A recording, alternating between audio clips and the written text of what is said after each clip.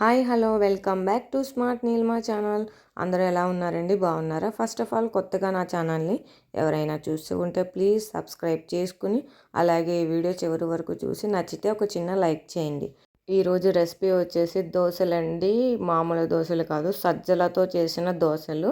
అందుకే రెసిపీ అనేది వీడియో తీశాను. ఇది సజ్జలు చూసారు కదా, నా చేతిలో ఉన్నాయి సజ్జలు. ఈ క్వాంటిటీస్ ఎలా వేసానో చెప్తానండి. ఫస్ట్ ఆఫ్ ఆల్ ఒక కప్పుతో నేను మెజర్ చేసుకున్నానండి. మీరు ఏ గ్లాస్లో అయినా కానీ ఎనీ మెజరింగ్ కప్తో ఒక గ్లాసు మినపగుళ్ళైనా తీసుకోవచ్చు, మినపప్పు అయినా తీసుకోవచ్చు. నేనైతే గుళ్ళు తీసుకున్నాను. అండ్ 2 గ్లాసుల బియ్యం తీసుకున్నానండి. నేను రేషన్ బియ్యం అంటారు కదా, అవి తీసుకున్నాను, రేషన్ బియ్యం. సజ్జలు వచ్చేసి 1/2 గ్లాస్ తీసుకున్నానండి. మనం ఏ కప్పుతో అయితే తీసుకున్నామో అలా ఒక 1/2 గ్లాస్ తీసుకున్నానండి. మెజర్మెంట్స్ అనేవి అర్థమయ్యాయి అనుకుంటున్నాను. ఇవన్నిటిని శుభ్రంగా వాష్ చేసేసుకోవాలండి. 2-3 టైమ్స్ వాష్ చేసేసుకున్న తర్వాత వాటర్ వేసి ఒక 5-6 అవర్స్ అయితే ఖచ్చితంగా నానబెట్టుకోవాలి. ఎందుకంటే మనం మిల్లెట్స్ని కూడా వేసాం కదా సజ్జలు, వాటిని కూడా శుభ్రంగా నాననివ్వాలండి. మీరు ఎర్లీ మార్నింగ్ నానబెట్టేసుకుంటే ఈవినింగ్ 7-7:30 కల్లా పిండి అనేది ప్రిపేర్ చేసుకోవచ్చండి. ఎందుకు 7-7:30కి అని చెప్పి అంటున్నానంటే, మనకి చలికాలం కదండి, ఫర్మెంటేషన్ తొందరగా అవ్వదు కదా, అందుకే ఎర్లీగా పెట్టేసుకుంటే మనకి నెక్స్ట్ డే కల్లా పిండి అనేది చక్కగా ఫర్మెంటేషన్ అయిపోతుందండి. నేను చూపిస్తున్నాను చూడండి. ఇది వచ్చేసి ఎర్లీ మార్నింగ్ క్లిప్పు.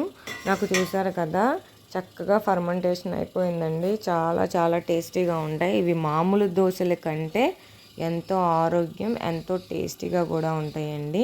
మనకి పిల్లలకు కానీ పెద్దలు కానీ ఎవరు కనిపెట్టలేరు ఇందులో మనం సజ్జలు వేసాము అని. అంతేకాదండి, మనం ఇడ్లీ బ్యాటర్ ప్రిపేర్ చేసుకుంటాం కదా, ఇడ్లీ బ్యాటర్లో కూడా మనం ఈ సజ్జలు అనేది యాడ్ చేయొచ్చు.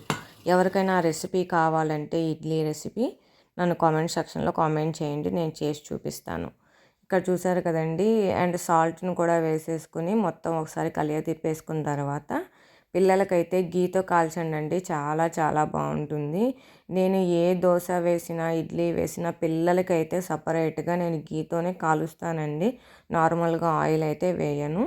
ఇక్కడ చూసారు కదా, చాలా చాలా అసలు మనకి అట్టు విరిగిపోతుంది, దోశ విరిగిపోతుంది అన్న టెన్షన్ ఏం అవసరం లేదండి. ఈవెన్ మామూలు దోశల కంటే కూడా ఇవి పర్ఫెక్ట్గా వస్తాయి. ఒకసారి చూడండి, నేను చూపిస్తాను వీడియో క్లిప్పులో. అసలు మనం గరిటె పెట్టకుండానే పైకి లేచి వచ్చేస్తాయండి. చూడండి ఎంత ఈజీ ప్రాసెస్, ఎంత క్రిస్పీగా ఎంత టేస్టీగా ఉంటాయో అండి. 1-2 తినేవాళ్ళు 4 తింటారు ఖచ్చితంగా, అంత యమ్మీగా ఉంటాయి. అండ్ ఆరోగ్యానికి ఆరోగ్యం కూడా. పిల్లలు ఊరికినే కాళ్ళు నొప్పులు అని అలసట అని వీక్ అయిపోతూ ఉంటారు. అలాంటి పిల్లలకైతే ఇది పర్ఫెక్ట్ అండి, చాలా చాలా బాగుంటుంది. ఎవరైనా కనుక ట్రై చేయకపోతే ఖచ్చితంగా ట్రై చేయండి.